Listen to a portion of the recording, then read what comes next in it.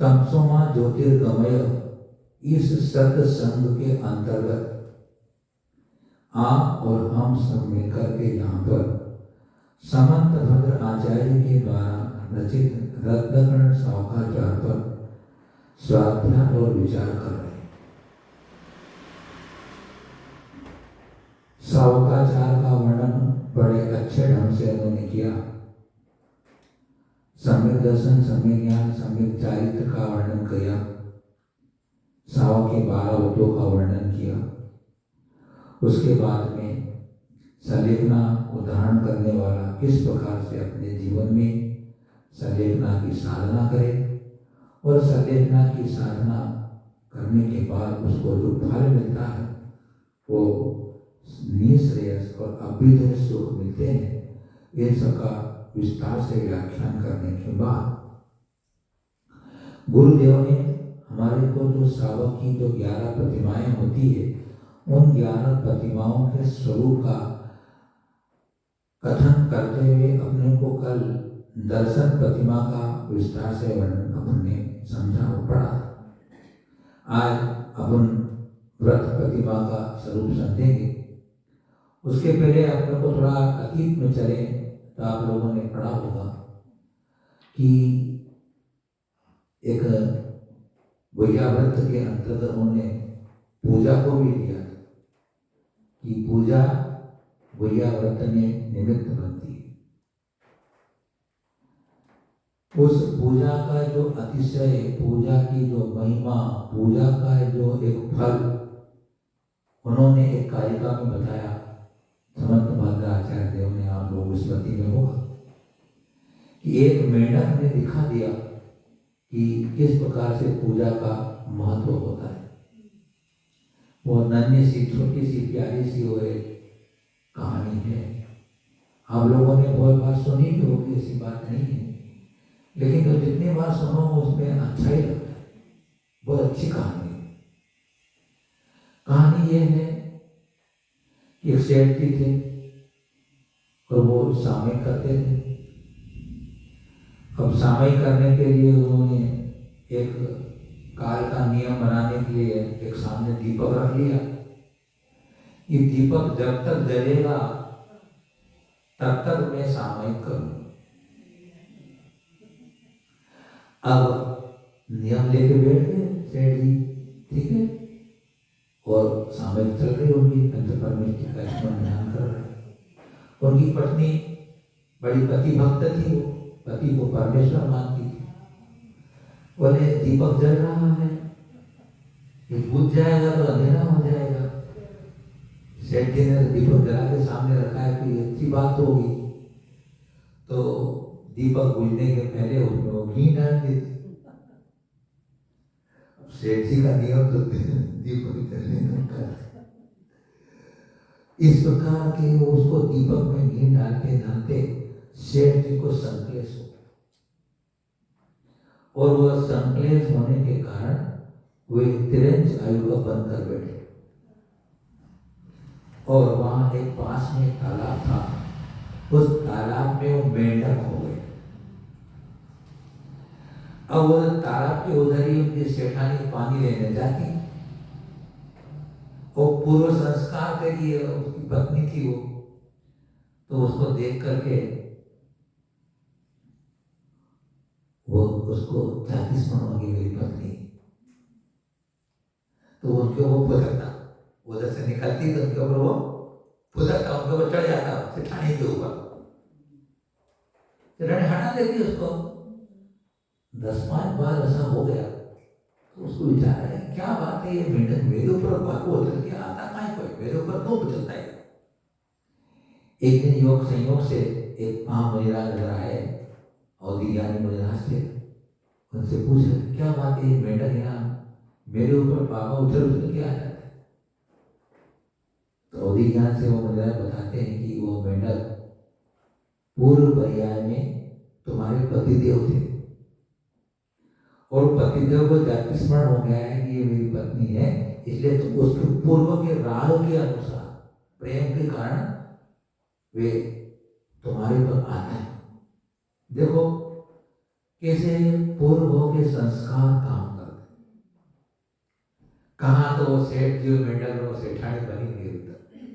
संसार के विषय देखो आप, संसार भावना को पढ़ते हैं तो लगता है, पढ़ने में आता है कि जो पिता थे वह पिता मर करके अपने पुत्र का बेटा हो जाता है, वही बेटा मर करके उसकी पत्नी हो जाती है। शास्त्रों में पढ़ा होगा आपने, कार्तिक के अंदर 18 नाते की कहानी सुनी होगी आप लोगों ने। 18 नाते कहानी, एक ही जीव के 18 नाते हो जाते एक भाव के अंदर। बताइए, 18 नाते बन जाते हैं एक ही जीव, अलग अलग जन्म ले लेकर। ऐसा संसार विचित्र है भैया। हम यहाँ छोटे मोटे सामान्य संबंधों को लेकर के कितने प्रकार के प्रणाम कर लेते हैं, क्या गलती अपनी होगी क्या मालूम। बता हो गया, अब सेठानी मित्र जब मेरा पति है तो उसको वहां से निकाल करके अपने घर में ले। देखो ऐसा रात काम करता है, तो अपने घर के जलाशय में उसको रख दिया, उसकी सास संभालता थी। अब इधर विपुलाचार्य पर्वत पर राजगृह में, जहाँ पंच पहाड़ी है और कई बार भगवान महावीर का और कई तीर्थंकरों का समोषण उस राजगृह तीर्थ क्षेत्र पर आया है। आप लोगों ने दर्शन भी किए होंगे। राजगृह गए कि नहीं गए आप लोग? गए? पंच पहाड़ी पर गए कि नहीं गए? तो वो बड़ा पवित्र स्थान है राजगृह। राजा श्रेणी की जो नगरी थी वो, तो राजगृह में समोषण आया भगवान का, भगवान महावीर स्वामी का समोषण आया। राजा श्रेणी तो भगवान महावीर का भगत बन चुका था, वो तो पहले विपुलाचल पर्वत, पंच पहाड़ियों में विपुलाचल पर्वत पर आया ये बना। तो राजा श्रेणी को पता चला कि भगवान महावीर का समोषण आया है। डिंडोरी पिटवा के पूरे राज्य में कि चलो भगवान महावीर स्वामी के समोषण में उनकी पूजा करने, दर्शन करने के चले। पूरे राज की ठाट बाट के साथ राजा श्रेणी हाथी पर बैठ करके अपने घर से निकला। अब इधर जब राजा का पूरा ठाट बाट गाजे बाजे जा रहे थे तो मैडम ने देखा, तो मैडम को देख करके उसको अपने पूर्व के सारे संस्कार उभर कर आ गए, और वह भी भगवान की भक्ति के वशीभूत हुआ। चलो मैं भी भगवान के समोषण में जाऊंगा। तो कैसा जाऊंगे? सेठ जी तो पहले पूजा भगवान की करते थे, तो फल फूल नैवेद्य सब जगह जाते थे। अब हम पूजा में क्या ले लो भगवान के चरणों में? मैं तो कुछ नहीं, तुच्छ प्राणी में छोटा सा प्राणी, क्या भगवान के शरण में ले जा सकता हूँ मैं? कुछ भी नहीं। तो सरोवर में रहता था, सरोवर में कमल तो खिलते ही थे। देखो कैसे वो पूर्व भव्य संस्कार वो काम करते। उन्हें अपने मुख से उस कमल को तोड़ा और कमल को मुख में दबा करके वो फुदक कर बड़े भक्ति के भाव आनंद के साथ मैं भगवान के दर्शन करूंगा, उनकी जिनवाणी को सुनूंगा। मैं ऐसे अच्छे भाव को लेकर के वो चल रहा है। लक्ष्य क्या बन रहा है? मुझे भगवान महावीर स्वामी के समर्पण में जाना है। उतरते उतरते वो हाथी के पांव की तरफ आ जाता है। हाथी इतना बड़ा, मेंढक छोटा सा। उसके आयु कर्म का समय आ चुका होगा, कभी कहो वो हाथी के पांव के नीचे आकर के वो मेंढक मर गया। मरने के बाद उसके उस भक्ति के भाव से, देखो एक तरफ तो वहां संकलेश परिणाम हुआ था, सामायिक कर रहा था तो भी संकलेश के परिणाम हो गए, तो वो अतिरिक्त आयु का बंधन के मेंढक हो गया। वही मेंढक जैसा छोटा सा प्राणी भी अब धर्म ध्यान के बल पर, भक्ति भाव के बल पर, भगवान के दर्शन के बल के भावों को लेकर के चल रहा था, तो मर करके देव हो जाता है। अब देखो आप, एक इंसान मेंढक हो गया और मेंढक देव बन गया।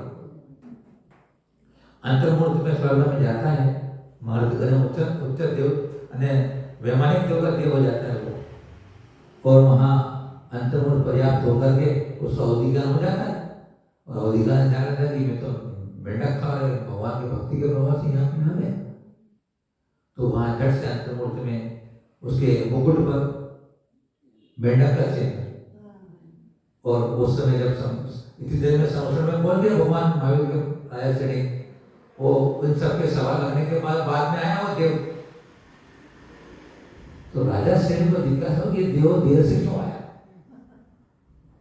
भगवान महावीर समय से प्रश्न कर दिया कि ये मुकुट पर जिसको मेंढक का चिन्ह है, ये कौन देव है जो पास में आ रहा है। तो भगवान महावीर स्वामी अपने दिव्य ज्ञान से वो पूरी सारी घटना राजा श्रेणी को बता देते हैं कि देखो भाई, ये भक्ति के भाव से आ रहा था, लेकिन इसकी स्थिति आदि के भाव होने से आपको मर गया था और आज देव बन के आ गया है, इसलिए यहाँ पर मुकुट में मेंढक का चिन्ह है। विचार करें, मेंढक का जीव भी भगवान के दर्शन करने के भाव से जा रहा है तो देवगति को बना। तो भक्ति कितनी महिमा है। भक्ति करने वाला क्या नहीं प्राप्त करता है, उसे क्या उपलब्ध नहीं होता है, क्या संभव नहीं है उसके लिए तीन लोक के अंदर। भक्ति की इतनी शक्ति होती है, इसलिए हमेशा भक्ति का जब अवसर मिलता है तो भक्ति में अपने को लगना चाहिए। तो अपनी कथा हो गई, बच्चे कथा थी, अभी 4 कथा बाकी है, अभी आए नहीं करेंगे। 4 दान की 4 कथाएं बाकी है, मालूम है आप लोगों को। 4 दान, आहार दान, औषध दान, अभय दान, ज्ञान दान है, शास्त्र दान। इन 4 में जो प्रसिद्ध हुए उनकी कथा इस रत्नाकरण साहुकाचार्य में है। उसकी कथा हम समय समय पर लेंगे, हम इस ग्रंथ को पूरा करने के पहले। तो 138 नंबर की कारिका आप लोग निकाल लीजिए। 150 कारिकाएं हैं, सिर्फ 12 कारिका बची है। बहुत जल्दी होने वाला अपना कोर्स है ये वाला। तस् इदानीं परिपूर्ण देश व्रत गुण संपन्नत्वम आह। अब कहते हैं कि श्रावक परिपूर्ण देश व्रत रूप गुण से संपन्न होता है, यह कहते हैं। अने देश व्रत अने अणुव्रत, उनमें देश व्रत रूप संयमा संयम से कौन पूर्ण होता है, उस द्वितीय प्रतिमा वाले श्रावक का स्वरूप बनाते हैं। निरतिक्रमण मणोव्रत पंचकमपि शील सप्तकम चापि धारयेत् निशल्यो योऽसौ व्रतिनां मतो व्रतिक। निरतिक्रमणमणोव्रत पंचकमपि शील सप्तकं चापि धारयेत् निशल्यो योऽसौ व्रतिनां सतो व्रतिक। किताबें अगर चाहिए तो हाल में रखी हुई अलमारी के ऊपर, हाँ देखो ना, वहां से ले आओ। नेटवे जी एक काम करोगे क्या, ये सामने है क्या? नहीं है, यहाँ मठ में जाएंगे आप, सामने हाल में वहाँ तिजोरी है, अलमारी, उसके ऊपर किताबें रखी है, लेके आ जाओ यहाँ पे। आप थोड़ा कष्ट करो। हाँ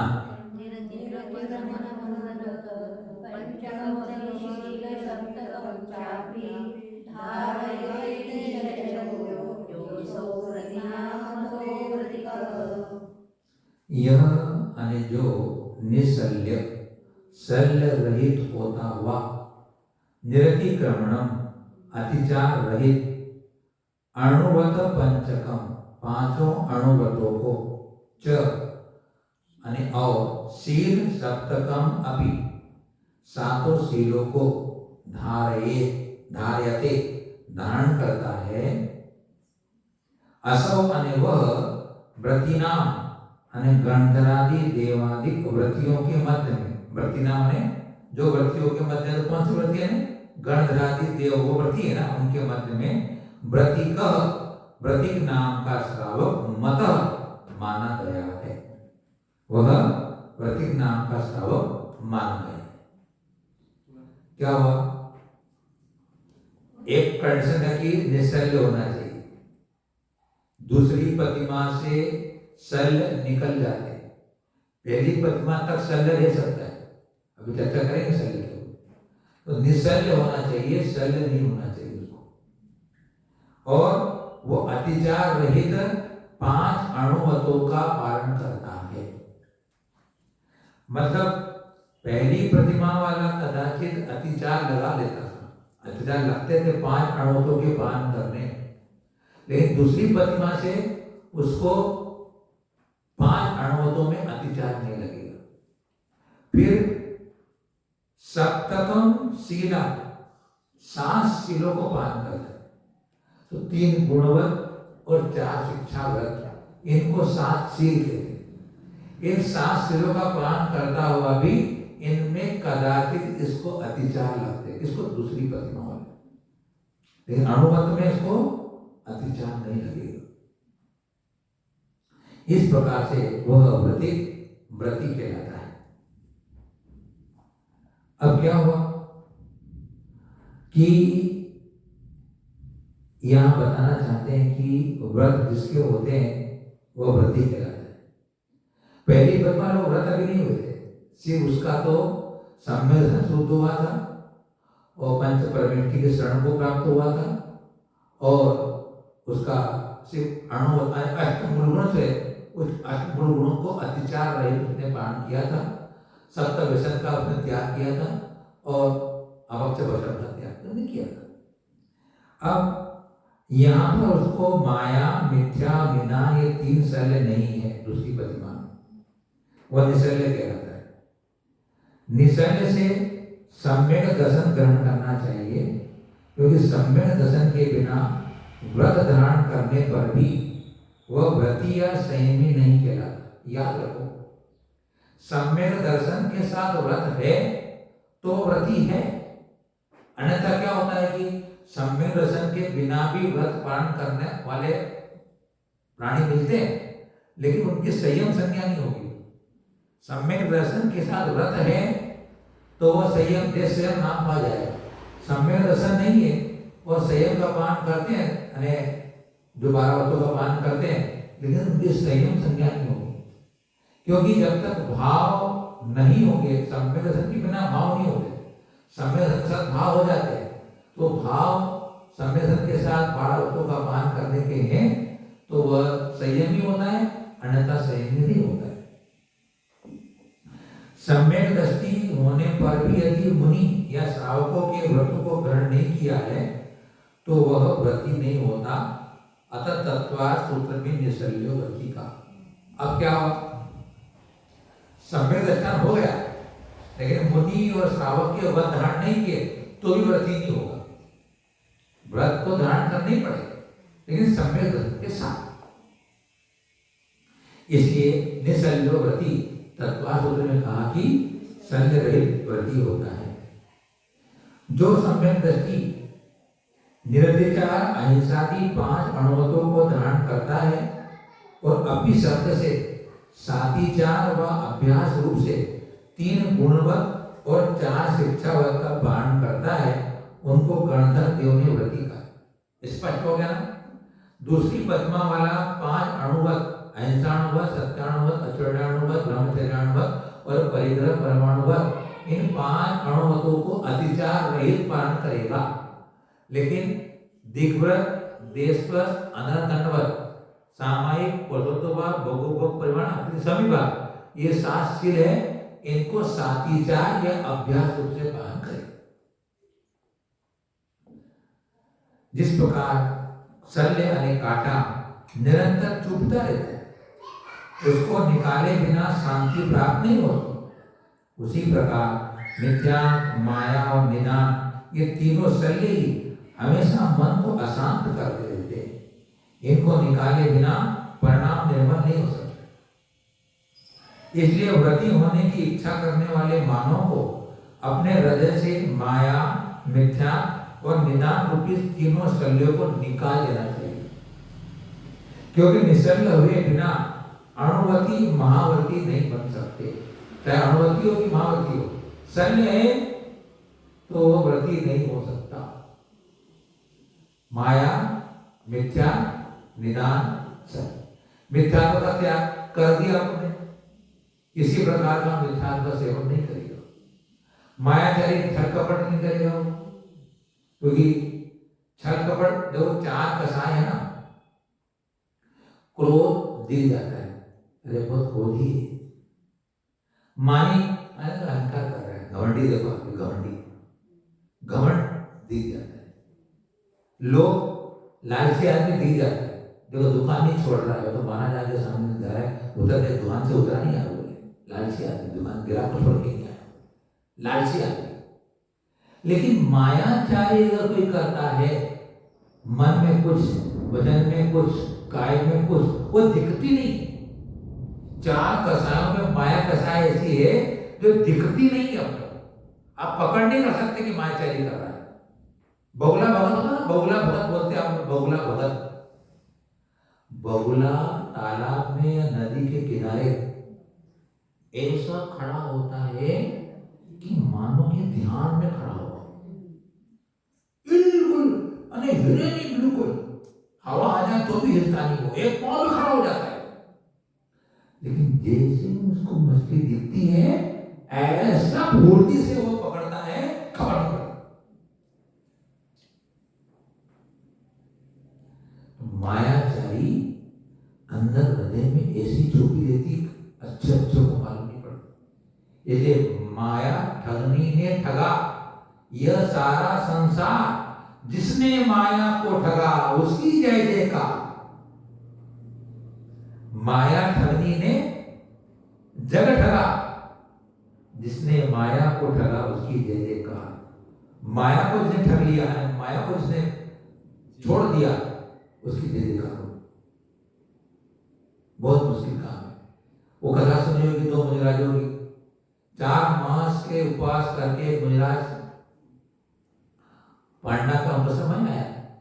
एक जगह 4 महीने का उपवास लेकर के वृक्ष के नीचे वो खड़े थे।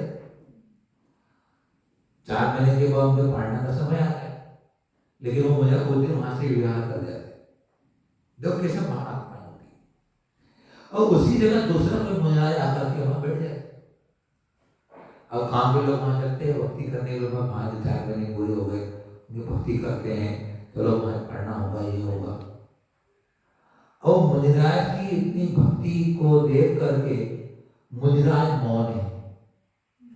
मुनिराज बोल नहीं रहे कि भैया मैं वो मुनि नहीं हूं जिसने कि 4 महीने के उपवास किए थे, वो तो चले गए, मैं दूसरा मुनि हूं।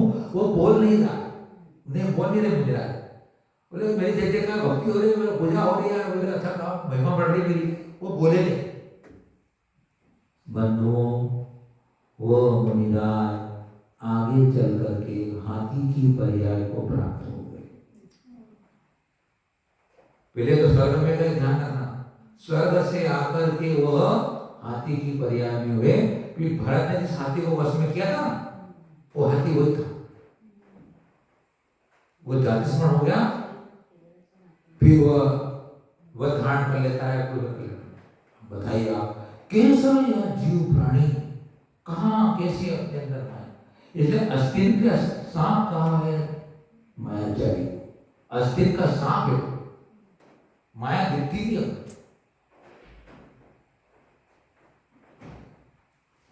माया दूसरों को ठगना, मिथ्या अतत्व श्रद्धा अर्थात विपरीत अभिनिवेश, निदान ने संसार भोगों की इच्छा, धर्म कार्य करके, उपवास तपस्या करके, व्रत के महात्म से मेरे को स्वर्ग के भोग मिले, मैं चक्रवर्ती आदि के पद को प्राप्त करूं, नारायण जैसे विद्याधर की आदि संपदा मुझे प्राप्त हो, ऐसा आगामी भोगों की इच्छा करना वह निदान नाम का शल्य कहलाता है। इन तीनों शल्यों को दूर करके निशल्य होकर के व्रती बनता है। माया मिथ्या निदान सहित धारण किए गए अणुव्रत, महाव्रत, व्रताभास या अव्रत के शल्य रहित अगर मैं व्रतों का पालन कर रहा हूं, चाहे मैं मुनि हूं या कोई श्रावक हो, अगर शल्य सहित अगर मैं व्रतों का पालन कर रहा हूं तो अव्रत के समान ही है। उससे आत्म कल्याण नहीं होगा, मुक्ति नहीं मिलेगी, निद्रा नहीं होगी, पुण्यबंध हो जाएगा, पुण्यबंध हो जाएगा, संसार बढ़ जाएगा।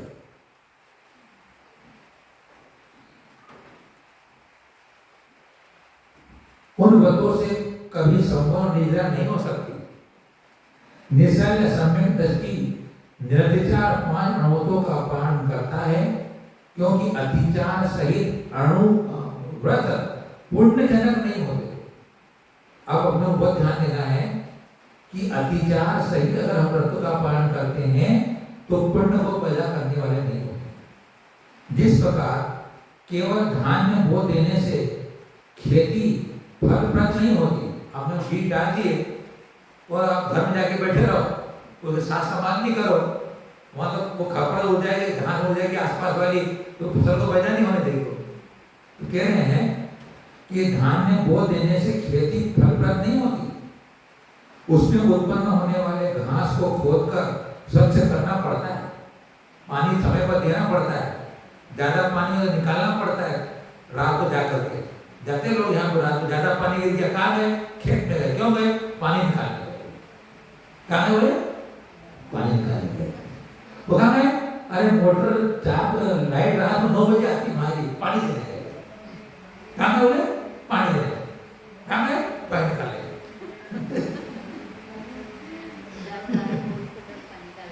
नहीं क्या लाइट कभी 9 बजे आती रात को, कभी तो पानी देना पड़ता। तो कहते हैं कि खोद कर स्वच्छ करना पड़ता है, उसके बिना फसल घर में नहीं आती। उसी प्रकार केवल ग्रहण किए हुए व्रत पुण्य फल के दाता नहीं है, उनके ग्रहण करने के बाद बीच बीच में लगने वाले अतिचारों से व्रतों की रक्षा करनी पड़ती है। इतनी बढ़िया बात बताई माता साहब। अतः आचार्य देव ने कहा कि जो भव्य निरतिचार 5 अणुओं का पालन करता है वही व्रती कहलाता है, वह व्रतों में अतिचार लगाने वाला पूर्ण व्रती नहीं होता। इसलिए अपने आप प्रतिक्रमण की व्यवस्था है। जो व्रती जन होते हैं, महाव्रती हो अणुव्रती हो, आप लोग हो, उनको प्रतिक्रमण की व्यवस्था दी है। तो प्रतिक्रमण तो करना ही चाहिए, दोष लगे कि नहीं लगे, प्रतिक्रमण करना चाहिए। प्रतिक्रमण की महिमा बताई गई है कि प्रतिक्रमण करने वाला अगर भावपूर्वक प्रतिक्रमण कर ले, क्योंकि शरीर से बंधे हैं, आहार विहार नियम करना ही होता है, कितनी भी सावधानी करो कुछ न कुछ विराधना हो ही जाती है। तो फिर भावना किसी की नहीं होती कि मैं अत्याचार लगाऊं, किसी की भावना कोई भी नहीं की होगी, लेकिन कर्मोदय प्रमाद द्रव्य क्षेत्र का भाव परिस्थिति होती है कि अतिचार हो, व्रत दूषित हो जाता है। अतिचार में व्रत एक देश खंडित हो जाता है और अनाचार में व्रत पूरा चला जाता है। अतिचार में कुछ दोष लग जाते हैं, तो अतिचार लगने पर अगर प्रतिक्रमण कर ले भावपूर्वक, तो वह उन पापों को धो देने की सामर्थ्य रखता है। जो कर्म बन गया, पाप बन गया अपने को अतिचार का, वह उस प्रतिक्रमण करने से धुल जाता है इसी भाव में। बताइएगा प्रतिक्रमण कितना महत्व है। प्रतिक्रमण का मतलब ही होता है प्रतिक्रमण। प्रति यानी वापस, क्रमण यानी लौटना। कहाँ लौटना? अपने व्रत में लौटना। जीवे प्रमादजनिता जीवे प्रमादजनिता चतुरा प्रदोषा यस्मात् प्रतिक्रमणतः प्रलयं प्रयान्ति तस्मात् तदर्थमूलं मुनिमोदनार्थं वक्षे विचित्र भव कर्म विशोधनार्थं। इस भाव के और परभाव के बीच पापों को धोने की सामर्थ्य प्रतिक्रमण है। आप अवृत्ति श्रावक हो, भले आपको व्रत नहीं है, तो भी आपको 8 दिन में 15 दिन में आलोचना कर लेना चाहिए। आलोचना पाठ ना, आलोचना पाठ यहाँ भी सुलभ कांड में करते थे, वो छोटा करते थे, एक होता थोड़ा बड़ा वाला भी है आलोचना पाठ। तो आलोचना पाठ कर लो, रोज करो तो बहुत अच्छी बात है, नहीं तो 8 दिन 15 दिन में अष्टमी चतुर्दशी को कर सकते हो, तो अपनी भावों की शुद्धि होती है। तो प्रतिक्रमण जिस प्रकार लाठी आदि के द्वारा मारने से एक देर सूरत भंग होता है, इसलिए अतिचार है, उसी प्रकार मंत्र आदि के द्वारा बंधन आदि करना भी अतिचार है। इसलिए मैत्री आदि भावना से प्रमाण परिहार पूर्वक चेष्टा करनी चाहिए, जिससे विशुद्ध अध्यवसाय लक्षण व्रतों में अतिचार। व्रती जो होता है घर में पशु पालन कर सकता है, व्रती जो होते हैं पशु का पालन कर सकते हैं। अब पशु का पालन कर रहे हैं तो मस्ती करता है, वो पशु नाटक करता है, तो अब उसको मार भी देते हैं। तो उसने संकल्प किया था कि मैं किसी भी तरह जीव को मैं मारूंगा नहीं, सताऊंगा नहीं, पीड़ा नहीं दूंगा, उसको मैं उसको घात नहीं करूंगा। उन्हें संकल्प लिया था गुरु के सामने, भगवान के सामने। अब क्या करें, अब पशु पालन किया है, उसको अपना है, तो अगर वो ऐसा कोई बात हो उसको मारने में आ जाता है तो उसका वो अतिचार। पर वो मारता क्यों है? खुशी से नहीं मारता, अंदर बड़ा खेद होकर कि यार ढंग से नहीं चल रहा, दूध ढंग से नहीं दे रहा, क्या करो। वो उसके लिए वो उसका प्रयोग करता है, चलाकर के कभी वो या उसमें मजा आ जाएगा, मेरे को उसको मारूंगा तो ऐसा भाव कर। ये सामान्य सर्वों को भी नहीं होता सर, है ना। तो उसका अतिचार कभी हुआ, कभी काम में लग गया तो उसको समय पानी नहीं दे पाया, भोजन नहीं दे पाया, हो सकता है ऐसे अतिचार लगते हैं, तो उनको शुद्धि करते। जो अणुव्रतों की उपकार गुणव्रत कहलाते हैं, जिन व्रतों के द्वारा प्रतिदिन मुनिव्रत के पालन करने की शिक्षा मिलती है, जिनका अभ्यास रूप से पालन किया जाता है, ये 3 गुणव्रत और 4 शिक्षाव्रत 7 शील कहलाते हैं। दूसरी प्रतिमाधारी व्रती इन 7 शीलों का भी अभ्यास रूप से पालन करते हैं, अभ्यास करते हैं, क्योंकि अणुव्रतों की रक्षा करने वाले हैं और मुनि की शिक्षा लेने का काम करने वाले।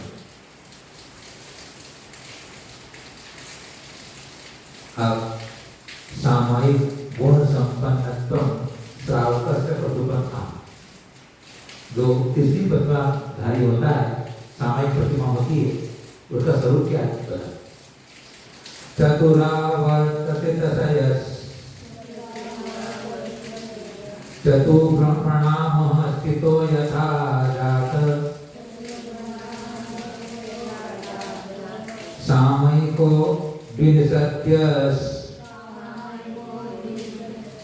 त्रियोग शुद्धि संयमभिवन्दी चतुरावर्तते तयस्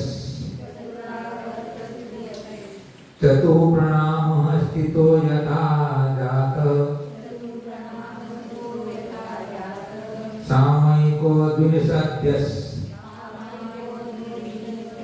त्रियोग शुद्धि संयमभिवन्दी।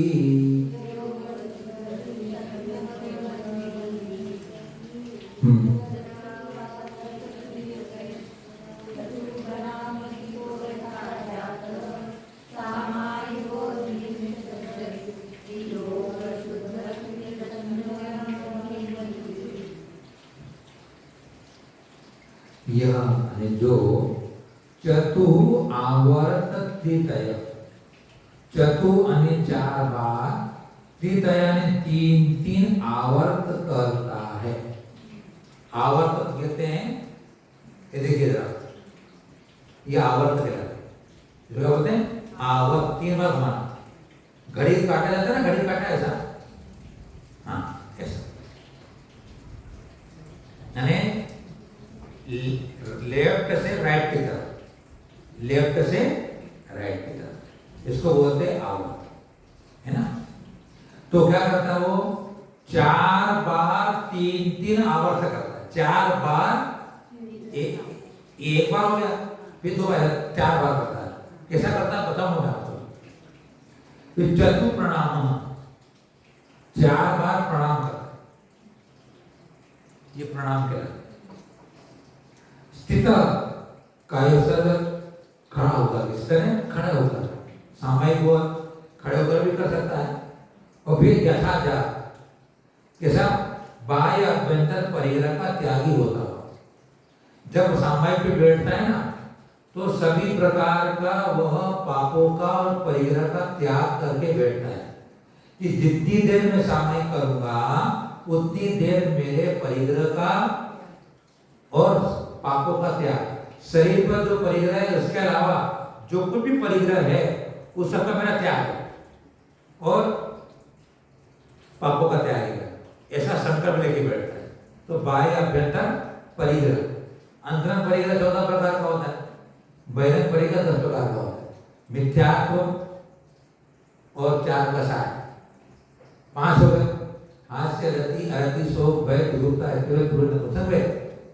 ये क्या होता है 14 अंतरंग परिग्रह और हिरण्य, स्वर्ण, धन, नाम, राशि, दास, कुप, क्षेत्र, वास्तु, ये 10 प्रकार का बहिरंग परिग्रह।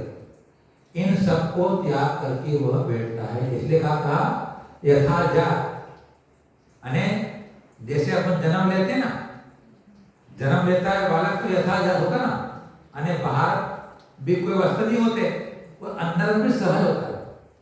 बोले कि जैसा जैसा बढ़ता जाता है ना, फिर उसके अंदर वो सब कसाय भी आने लग जाती है और सब काम हो जाता है। इसलिए यथा जा, बच्चा जब पैदा होता है जब बिल्कुल कुछ भी नहीं, नग्न, अंदर से भी नग्न रहता है, बाहर से नग्न रहता है। इसलिए हम मुझे क्या कहते हैं यथा जा, अंदर से भी हमारे अंदर कसाय का भाव नहीं और बाहर से भी हम निर्धन, इसलिए हम कैसे हैं बालक की तरह। मुनि को कैसा लगा है बालक, क्योंकि वो यथा जा है। इसलिए तो दूसरी बात क्या हो गई, जन्मे नंगा मरते नंगा, बीच में दंगा क्यों? मरोगे तो भी आपके कपड़े हैं, बोलो कपड़े नहीं रहते, उतार देते हैं, सब उतार देते कपड़े। अरे हमारे माता घटना घटी उधर, एक महिला के पाँव में चांदी के वो कड़े, वो चांदी कड़े पहनी हुई थी महिला, अब वो निकले नहीं तो क्या करें बताओ, आपको सुनकर हैरानी हो जाएगी। उनके बेटों में से पाँव काट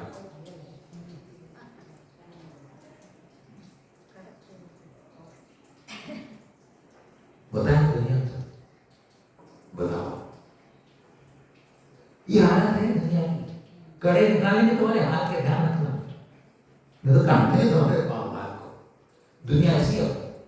तो दंगे नंगा मरते नंगा, कि मैं दंगा क्यों करते हो, शांति से रहो ना।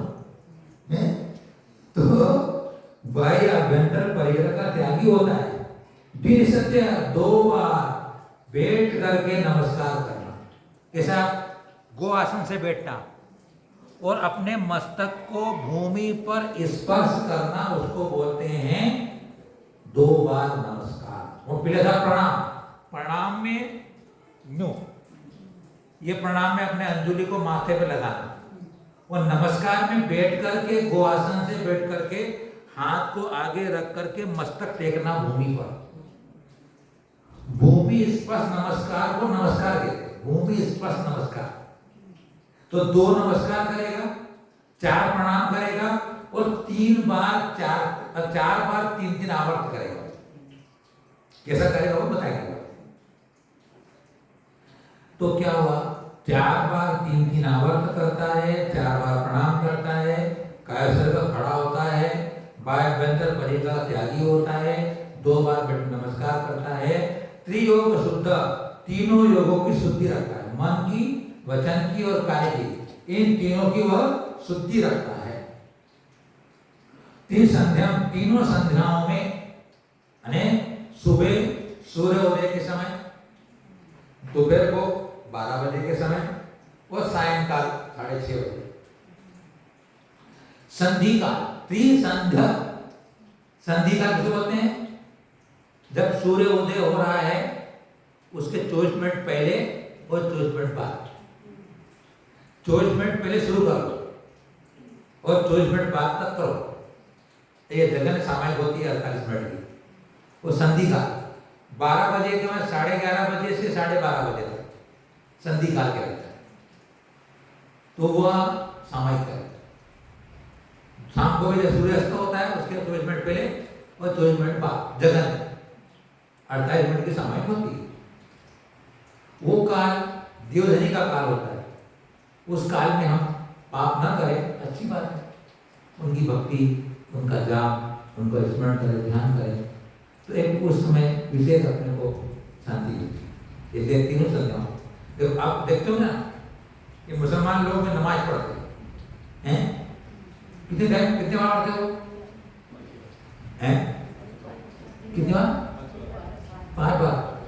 कितना पढ़ते हैं? 5 बार पढ़ते हो? 5 बार। बताओ मस्जिद में जाकर या घर में बैठे बैठे, अरे वो मजदूर काम कर रहा हो तो डिप्टी ने बताया था मेरे को कि वो मजदूर हमारा काम कर रहा था, वो काम छोड़ दिया और वो नमाज करने बैठ गया। हैं? क्यों? आप बताया बोले कुछ भी हो जाए मैं नमाज पढ़ूंगा हो गया। मैं इसलिए चर्चा कर रहा हूँ, उन धर्म की प्रशंसा नहीं कर रहा हूँ, क्योंकि उस धर्म की प्रशंसा करना मेरे अत्याचार की बात हो, लेकिन बता रहा हूँ कि वो 5 बार मस्जिद में जाकर के वो नमाज पढ़ता है। हम दिन में 1 बार आने की बात नहीं मानते मंदिर में आने की, दिन में 1 बार तो आ जाए भगवान के नाम पर है। कितने उनके अंदर एक बात देखते हो, छोटा बच्चा भी होगा तो वो टोपी लगाकर जाएगा, हैं? क्या होगा? टोपी लगा के जाएगा। बताइए। और अपन यहाँ कभी उस समय 12 बजे का समय हो कभी अपना तो भगवान को याद भी नहीं करें, नवा हंताना तो बोल रहे हैं कम से कम नहीं खाई तो नवा खाना तो बोले नवा है।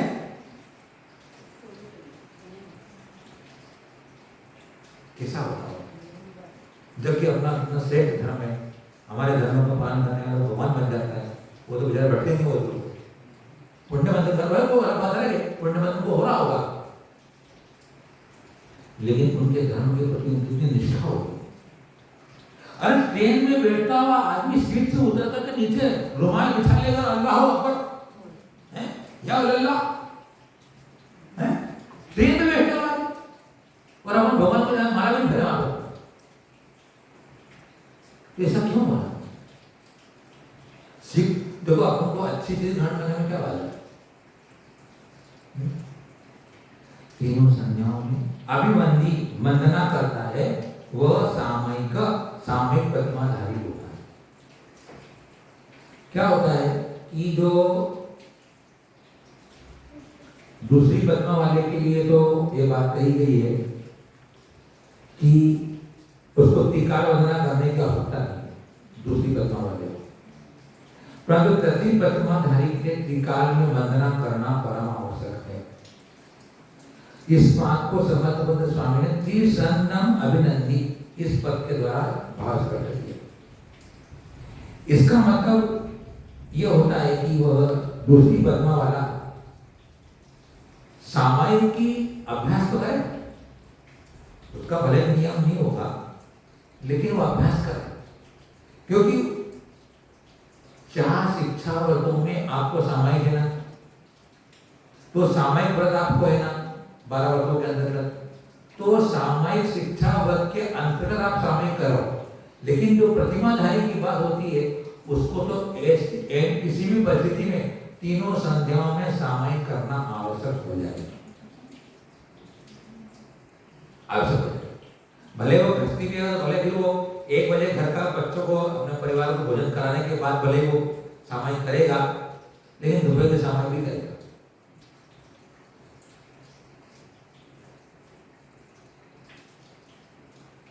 क्या होता है कि इस सामायिक में 2 भक्ति पढ़ना होती है, चैत्य भक्ति और पंचमहाभूत भक्ति। तो एक कृतिकर्म जब होता है, इसमें कृतिकर्म किया जाता है, इस भक्ति पढ़ने के लिए कृतिकर्म, जैसे कि देवसिक या पौर्वाणिक देव वंदना क्रियायाम पूर्वाचरण क्रमेण सकल कर्म स्यार्थम भाव पूजा वंदना स्वतम श्री चैत्य भक्ति कायो सर्वम पूर्वे हम, यह आपने बोला ना, तो यह बोलने के साथ सबसे पहले भूमि को स्पर्श करते नमस्कार करेंगे, फिर खड़े ऐसे उठेंगे, फिर 3 आवर्त करेंगे, ऐसा करेंगे। ये हो गया, एक बार अपना नमस्कार भी हो गया और एक बार 3 आवर्त भी हो गया। फिर अपन 28 दिन उसको नमो रंतानाम चत्तारी मंगलम, फिर 28 दिन समुद्र से बोल करके फिर अपन काय से करेंगे।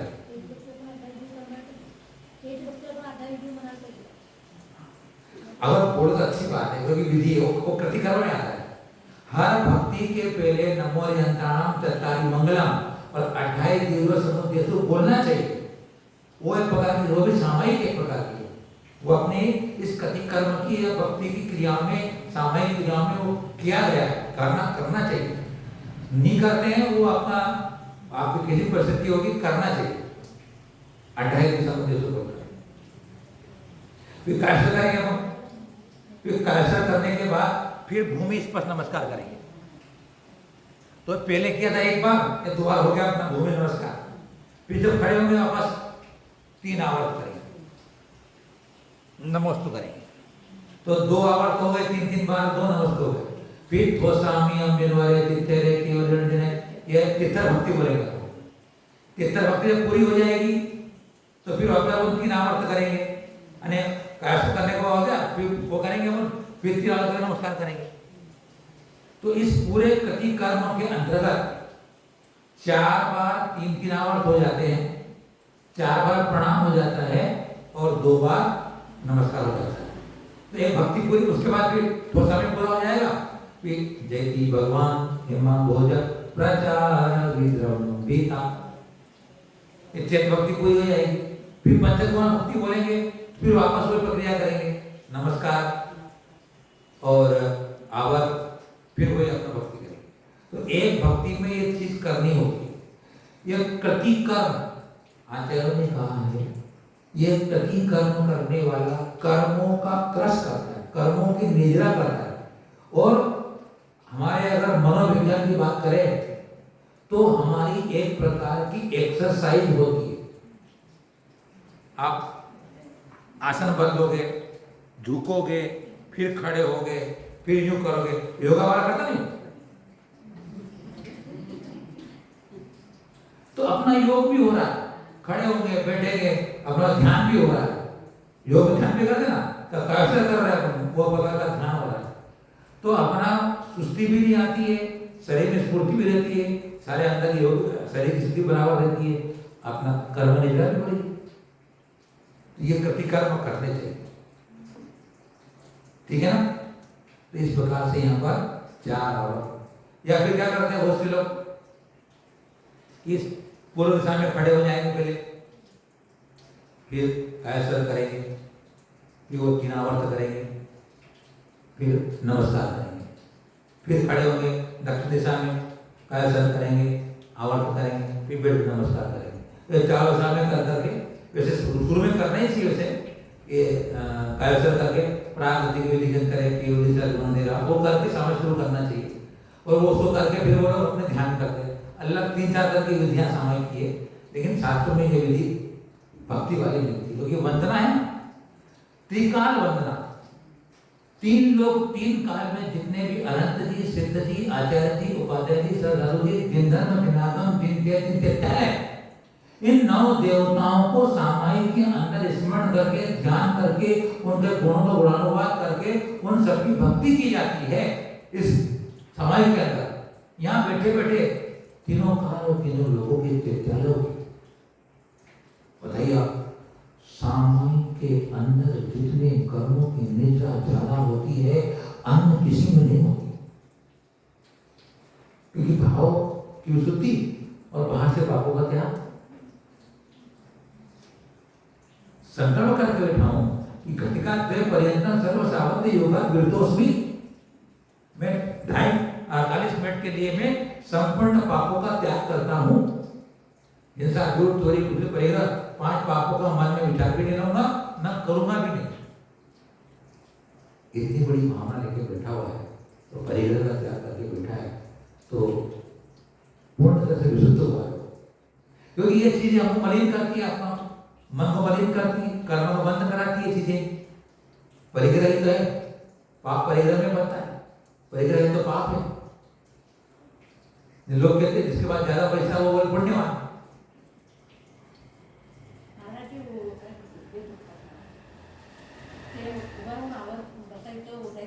नहीं होता है,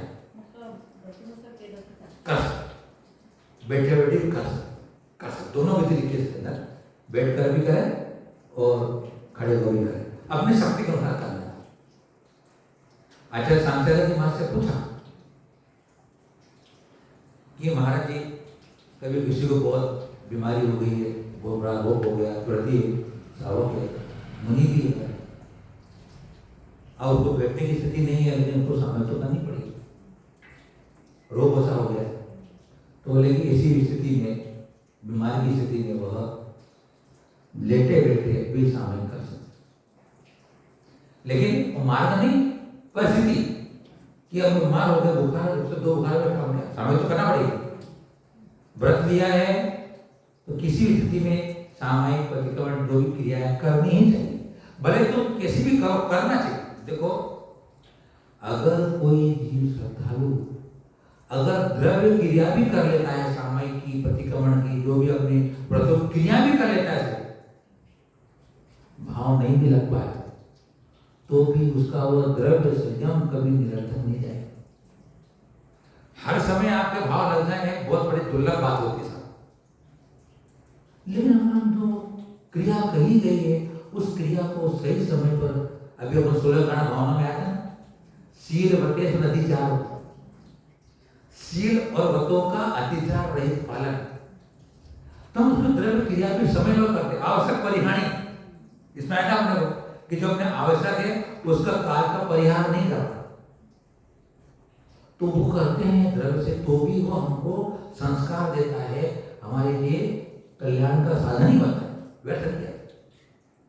तो इस प्रकार से सामायिक में करना चाहिए, सामायिक के प्रति भाव अच्छे बनाना चाहिए, इससे हमारे, क्योंकि एक सामायिक से मोक्ष होगा,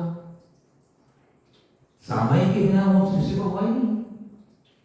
जितने मुनि मोक्ष गए हैं सामायिक से गए, एक सामायिक चरित्र है, सामायिक भी अपना है, सामायिक चरित्र अलग बात है, सामायिक की साधना से गए। इसलिए सामायिक का अभ्यास करें, भले अष्टमी को करें, चतुर्दशी को करें, अमावस्या को करें, पूर्णिमा को करें, 15 दिन में एक बार करें तो सही हो। तो बहुत अच्छी तरीके से अपनी 2 प्रतिमा शुरू हुआ है, बहुत ध्यान से, बहुत रुचि से आप लोग इस दिनवाणी को सुनते हैं, सुनिश्चित है आपके लिए कल्याणकारी होने वाली है, आपके जीवन पथ को लाने वाली होगी। एक दिन आप भी कभी न कभी किसी न किसी पर्याय में, अभी भी कर लो तो अच्छी बात है, व्रत का पालन करना, अपने मन बनाना, तो आप सबके लिए मंगला भावना है, मंगला आशीर्वाद है। आप सबको सुख, शांति, समृद्धि, धर्म की वृद्धि हो और आपको निरोग शरीर देकर के आप मोक्ष के मार्ग पर बढ़े। इन्हीं मंगल भावनाओं के साथ गुरुवार में आचार्य श्रोमणी वर्तमान का महाराज की